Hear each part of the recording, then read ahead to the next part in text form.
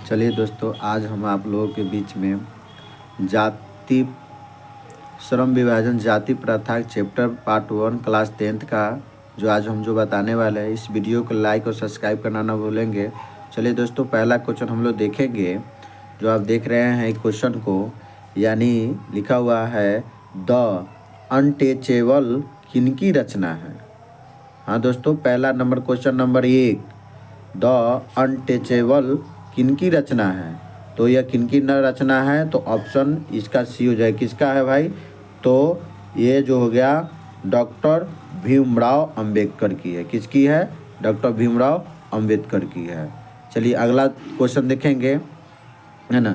किससे बाबा साहेब की नाम से पुकारा जाता है। तो किनको पुकारा जाता है? हजारी प्रसाद त्रिवेदी, भीमराव अंबेडकर और अमरकांत, है ना, रामविलास शर्मा। तो इसका आंसर क्या हो जाएगा? Option B. क्या हो जाएगा आपका? Option B. इसका सही जवाब क्या होगा आपका? ऑप्शन बी, यानी कि भीमराव अंबेडकर। चलिए अगला क्वेश्चन देखेंगे, बुद्धिज्म एवं कम्युनिज्म किनकी रचना है। तो यह किनकी रचना है? तो भीमराव अंबेडकर की है। किसका है? तो भीमराव अंबेडकर की है। चलिए दोस्तों, अगर आपको ये क्वेश्चन के जवाब अगर मालूम है तो कमेंट में ज़रूर लिखिएगा। चलिए दोस्तों, अगला क्वेश्चन देखेंगे, है ना। जो आपको समझिए कि एग्ज़ाम के पर्पज़ से भी क्वेश्चन कराया जा रहा है, और आप इसको 100% इसको वीडियो को रोक के देखिएगा, ताकि आपको समझ में अवश्य ही आएगा। सारी चैप्टर को आपको मिलेगा। चलिए, हु आर सुद्रज किनकी रचना है। देखिए दोस्तों, हु आर सुद्रज किनकी रचना है। तो यह किनकी रचना है, तो समझिए किसका है? तो भीमराव अंबेडकर का है। किसका है? तो भीमराव अंबेडकर के। मानव मुक्ति के पुराधो किसे कहा गया है। तो किसे कहा गया है दोस्तों? तो, है ना, चलिए तो हम अभी यहाँ पर देख रहे हैं किसको कहा गया है, समझिएगा। क्वेश्चन नंबर 5, मानव मुक्ति के पुराधर किसे कहा गया है। तो ललित विलोचन शर्मा, यतीन्द्र मिश्र और भीमराव अंबेडकर और अमरकांत। तो इसमें सही जवाब क्या होगा आपका? तो भीमराव अंबेडकर होगा। क्या होगा?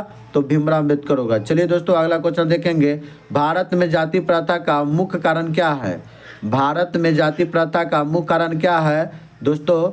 तो सबसे मुख्य कारण भारत में हम लोग का क्या है बना हुआ है? तो बेरोजगारी बना हुआ है। क्या बना हुआ है?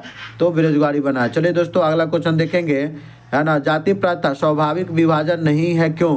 जाति प्रथा स्वाभाविक विभाजन नहीं है क्यों। तो जानते हैं स्वाभाविक विभाजन नहीं होने के कारण क्या है? तो ये है, यानी कि रुचि पर आधारित नहीं होने के कारण। ये जो ऑप्शन हो जाएगा, रुचि पर आधारित न होने के कारण।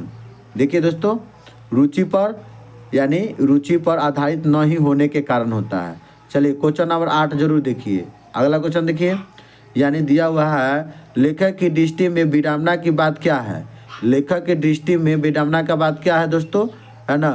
तो यहाँ देखिएगा, लेखक की दृष्टि में विडंबना की बात क्या है। तो दोस्तों, इसका 9 नंबर का आंसर जो सही जवाब क्या होगा आपका, है ना। तो यानी इसका ए नंबर, यानी जातिवाद के पोषक की कमी नहीं है। ये होगा ऑप्शन ए। चलिए दोस्तों, अगला क्वेश्चन देखिएगा, क्वेश्चन नंबर 10। क्वेश्चन नंबर 10 में, है ना, जो आप लोगों को देखिए जरूर, है ना। क्वेश्चन नंबर 10 में देखिए, लेखक की दृष्टि में आदर्श समाज कैसा होना चाहिए। तो भाई, लेखक की दृष्टि में आदर्श समाज कैसा होना चाहिए, तो आइए हम लोग इसमें देखते हैं इसका सही जवाब क्या है। तो दोस्तों, इसका सही जवाब जो होगा आपका, है ना, क्या होना चाहिए, लेखक की दृष्टि में आदर्श समाज कैसी होना चाहिए। तो क्वेश्चन नंबर 10 का जवाब दीजिए, कमेंट में जरूर लिखिएगा।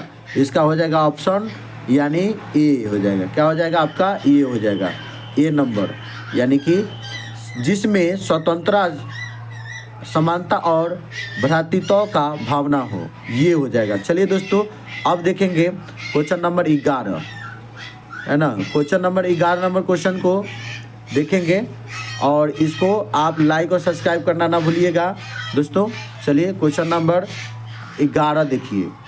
चलिए, तो 11 में देख रहे हैं, है ना। तो दोस्तों, हमारे वीडियो को लाइक और सब्सक्राइब कर कीजिएगा, और इस अधिक से अधिक देखिए, कम से कम 1000 व्यूज पूरना चाहिए भाई मेरे, है ना। चलिए, आपको इसी तरीक़ा से वीडियो आपको मिलते रहेगा। आप मेरे वीडियो को लाइक और सब्सक्राइब कीजिए, शेयर कीजिए, है ना, हर एक चैप्टर को मिलेगा। ठीक है दोस्तों, चलिए अगला हम लोग 11 नंबर क्वेश्चन जो देखेंगे, क्वेश्चन नंबर 11 यानी बोल रहा है लेखक, यानी चलिए दोस्तों क्वेश्चन नंबर 11 देखिएगा, है ना। तो क्वेश्चन नंबर 11 में ध्यान से देखिए और इसको देख लीजिएगा। और आपको मोस्ट वीवाई क्वेश्चन है, समझिए कि ऑब्जेक्टिव का पूरा हम आपको कराने वाले हैं। ये लेखक बेरोजगारी का प्रमुख और प्रत्यक्ष कारण किसे मानते हैं? तो दोस्तों इसका समझ रहे हैं, लेखक बेरोजगारी का प्रमुख और प्रत्यक्ष कारण, है ना, किसे मानते हैं? तो जान रहे हैं किसे मानते हैं, तो समझिए दोस्तों किसे मानते हैं। चलिए, इसका आंसर सही जवाब सी होगा, यानी जाति प्रथा को मानते हैं। किसे मानते हैं? तो जाति प्रथा को, है ना। अम्बेडकर की दृष्टि में भाईचारे का वास्तविक रूप कैसा होना चाहिए? यानी अम्बेडकर की दृष्टि में भाईचारे का वास्तविक रूप कैसा होना चाहिए? तो कैसा होना चाहिए? क्वेश्चन नंबर 12 ध्यान देंगे, इसका सही आंसर जवाब होगा बी होगा, यानी दूध और पानी के मिश्रण की तरह। कैसा होना चाहिए? दूध और पानी के मिश्रण की तरह। चलिए दोस्तों आगे बढ़ेंगे। क्वेश्चन नंबर 13, है ना, भारतीय संविधान के निर्माता में महत्वपूर्ण भूमिका किसकी है? यानी कि देखिए, हमारा जो संविधान के निर्माण में महत्वपूर्ण भूमिका यानी जो निभाने वाले किनका है? तो ये जो होगा सही जवाब, आप कमेंट में जरूर लिखिए, है ना। ये हो जाएगा आपका ये नंबर, यानी क्वेश्चन नंबर 13 का, यानी कि भीमराव अंबेडकर हो जाएंगे। क्या हो जाएंगे? भीमराव अंबेडकर हो जाएंगे। चलिए क्वेश्चन नंबर 14 देखिए, सभ्य समाज की आवश्यकता क्या है? सभ्य समाज की आवश्यकता क्या है दोस्तों? ध्यान से देखिए। तो इसका सही जवाब दोस्तों क्या हो जाएगा? 14 का, है ना, 14 का आपका सही जवाब, है ना, ये हो जाएगा आपका बी। क्या हो जाएगा आपका बुआ? बी, यानी 14 का बी होगा श्रम विभाजन। क्या हो जाएगा?